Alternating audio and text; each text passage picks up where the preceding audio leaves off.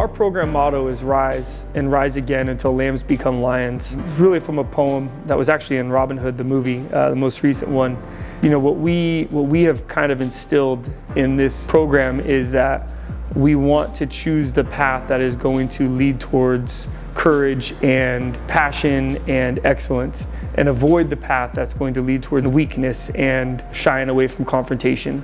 We continually preach that over and over and over in our core values, resiliency, integrity, sacrifice, and excellence, and we always talk about those.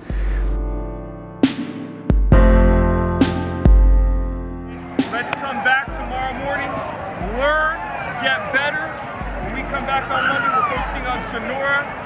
You don't match up size-wise. You don't match up speed-wise. Okay, what you do match up, and they can't see any of it, is right here. Is right here. The moment where I realized how good we were was the week of our Sonora game. Up to that point, we had beaten teams pretty handedly. We lost to a tough Irvine team, but we still didn't know how good we were. Having lost to them last season 20-7 in a game that we all thought we would win. And that really kind of just stuck in our minds to work and get better. And I think that was the moment where I realized that there was tangible evidence of how far we'd come as a team. That was a moment of great joy and pride because it really triangulated all of the evidence that we had that we were a good football team. To see all the players on that field that had been there the previous year and to witness their joy was a great moment for me this year.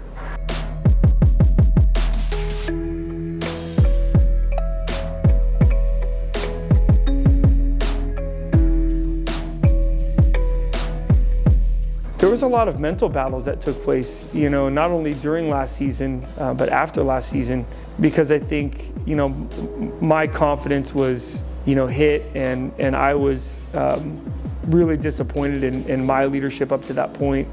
And the way that we performed last season was really discouraging.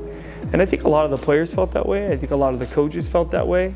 The work that we put in, it was kind of driven by that. It was driven by this thirst to prove that we could improve. And I think that that's what's been kind of the main focus, in looking at last season and how disappointing that was and how discouraging it was. And it really kind of drove everybody to unite, and we really whittled down our football team. I think going into the offseason, we had 65 players. When we ended the offseason program and the summer program, we only had 51. And we had lost 14 guys through either quitting or some other issues that they were faced with. And we just kind of stuck to our guns and said, we're going to keep the best ones, even if it's 40. We'll keep the best ones, the ones that are most tested, and we're going to ride into the season with those guys.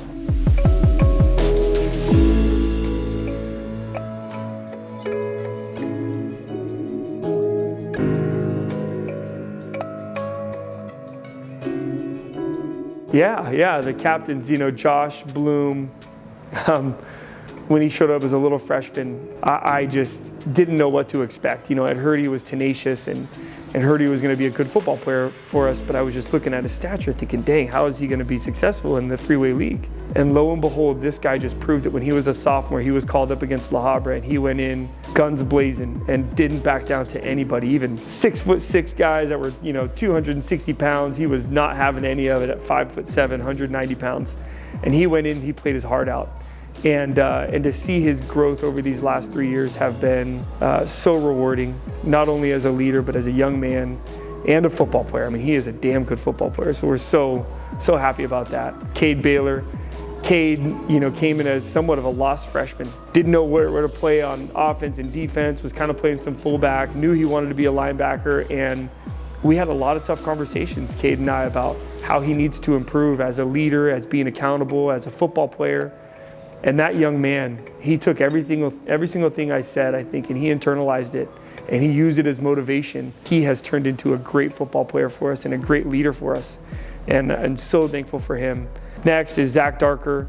We thought we lost Zach as a freshman. They had such a terrible season, and Coach Melton was actually had him in class and asked him to come back out as a sophomore, and he came back out. We are grateful that he did, because he emerged as kind of a rock for our seniors and for our team, because He's constantly positive and encouraging and just a great leader and a great football player. Then we have Isaac Tarosian, and Isaac started for us as a sophomore, tiny little guy. We used to make fun of him. Some of the coaches did call him Bambi, you know, because he was out there and his knees were banged up. But he would just kind of run into anything and anybody that was bigger than him. He didn't care. And he did a wonderful job as a sophomore, and to see his development as a junior, and then to see him come out with a confidence and a posture of dominance. No matter who he's playing against, he doesn't care. He's going to give it his all and almost mentally intimidate people, and that's been great. And then finally, Jacob Bowen, who I think really kind of epitomizes, his personal journey epitomizes kind of what we've been through, really reflects it and mirrors it, because he came in as a freshman, never played football, just kind of got used to it. As a sophomore, he was a varsity starter, broke his hand. Then as a junior, he just hit this giant dark hole and tore his labrum, then tore his other labrum, and didn't think he was going to play football. And then somehow, some way, he gets the blessed opportunity to play. And he has taken every single minute and run with it and been an absolute catalyst in regards to our culture and our mindset. And it's because of his mindset that is just nasty and gritty. And so those seniors are very special to me.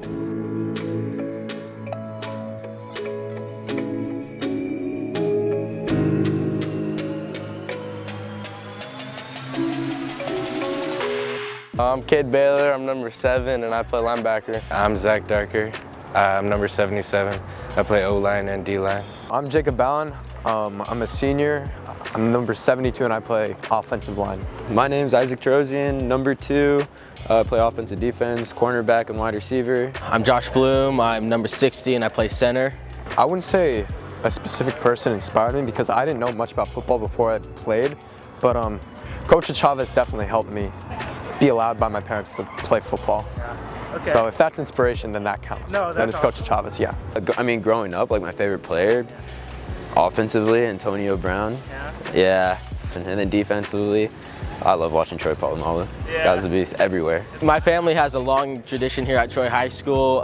My grandpa was the athletic director and my dad is now the athletic director, and both of them played football, and both of my uncles played football here, and I carry on the tradition. The first day of freshman summer camp, I wasn't going to go. I wasn't going to play football. And my friend he just urged me to come, and I went that day. I made the decision like 2 hours before the camp started.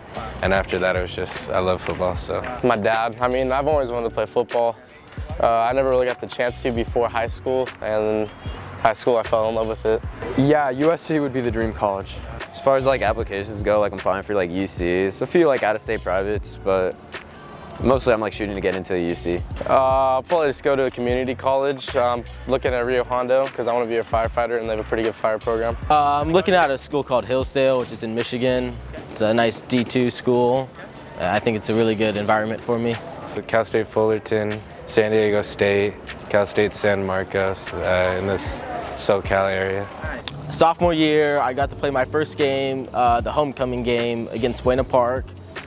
Somebody got hurt and I had the opportunity to go in. I had a blast. Probably one of my first wins since our freshman team wasn't very successful. And I had a lot of great memories from that game, and it made me proud to be a Warrior. But then like also just with the guys, like there's so many memories that are just fun. Like they had like linemen run wide receiver, cornerback one-on-ones. Linemen aren't athletic. Watching them run and catch balls is pretty funny. That sticks in my mind a lot. And obviously games, like there's some games that we won that just really felt great to win. My junior year, we were 0-4, and that last game against Buena Park, we just kind of, we finally won, and that was just the greatest feeling I had, and so that's probably the best football memory. This is kind of sick of me to say it's my favorite memory, but it actually is. We have a guy named Mo who's just a huge, kind of just really nice guy, and it's pretty ironic how big and nice he is. That's not important, it's just kind of explaining why it's so funny to me, but freshman year, he walked into the smallest player on our team's back, who was like 4'11", 5 foot at that time, and he broke his thumb. And it was completely twisted that way. And he turns around and he's like, "Coach, I think I broke my finger." It was completely backwards. And the funny thing is, he was the biggest kid on the team, but he broke it on the smallest kid's back. And it wasn't even in, we were on the sidelines and he just ran into him. And the way he said it, "Coach, my finger's broken," was hilarious. Overcome. I think a big thing I learned was like because like the year, like especially my sophomore year when we went 3-8, like we didn't have much leadership. I would say like there's a few guys who like occasionally get up when we were winning, but no, we didn't have like solid leaders who like held everyone accountable. They just kind of lead themselves, and that was like one thing I was like, okay, I gotta change that. Like when I'm a leader, because I know I'm going to be one, gotta make sure the team, everyone's accountable, everyone does their stuff, practice Monday through Friday, and Saturdays too on film, just everything. I learned that athletics don't have to be who you are, so you don't have to be a jock. You can play football and also study and I guess be a diligent student at the same time. And I learned to really love physical activity academically. I love going to Troy. I'm around really smart people, and I feel like I'm setting myself up for success in the future. I learned how to be a good man and a good friend to everybody. And I learned a lot of football skills, but that's not going to carry on in the rest of my life. So I think the most important thing is that I learned how to be a good person to everybody around me. Really owning up to my responsibilities. Football's been a huge help, especially with Coach Echaves. That's like his main emphasis when I came into the program. We just having lambs become lions and all of us becoming men.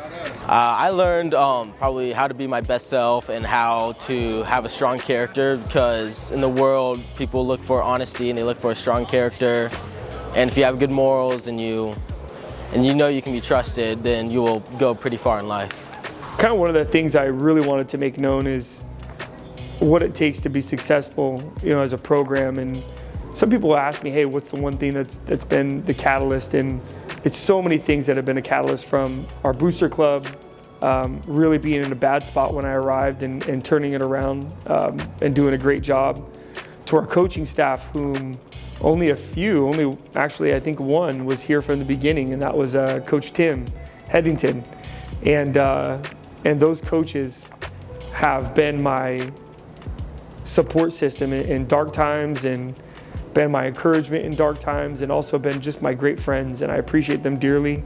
And they've built everything with me, and I'm so grateful to the wonderful parents that raised these kids. They've raised amazing kids, and we're just so glad we get to participate in that. And then from the players, man, we just got some really, really tough, great kids, and we're so excited about them.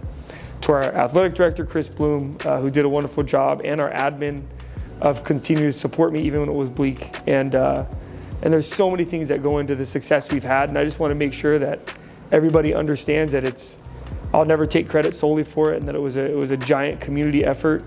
And I'm so proud of everybody and so thankful to be able to lead them. That's it.